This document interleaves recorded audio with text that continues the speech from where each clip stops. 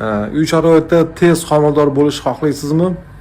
Miyangizni qizdirib tashlaydigan ma'lumotni yetkazaman. Bu internetga tarqaganiga 2 kun bo'ldi. O'zim shu narsani sizlarga yetkazishni xohladim.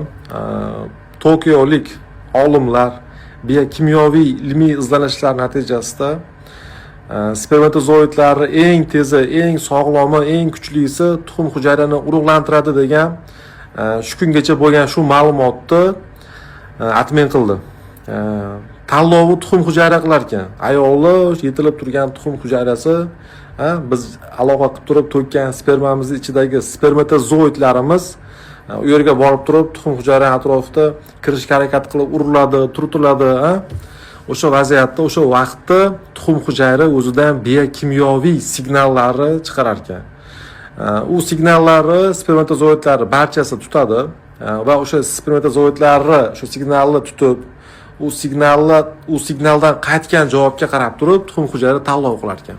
Endi bu tanlovi tez, ya'ni ayoli tez homilador bo'lish uchun, ya'ni tuxum hujayra zo'r tanlov qilish uchun nimalar muhimligi haqida ma'lumot berib ketishdi. Birinchi o'rinda uyqu. Ikkinchisi kortizolni past bo'lishi. Endi uyqu yaxshi bo'lgandan keyin kortizol ham past bo'ladi. Kortizol past bo'lgandan keyin kelinning nimasi kayfiyati zo'r bo'ladi. Ya'ni kelin siqilmasligi kerak ekan. Uchinchisi gormonal muvozanat. Gormonlar doim muvozanatda bo'lishi kerak ekan. Prolaktinlar ko'tarilib ketgan, testosteronlar ko'tarilib ketgan, unaqa narsa bo'lmasligi kerak ekan. Shamollash haqida gap ketmagan. Keyingisi zararli odatlar. Ichish, chekish, shu narsalardan yiroq bo'lish kerak ekan.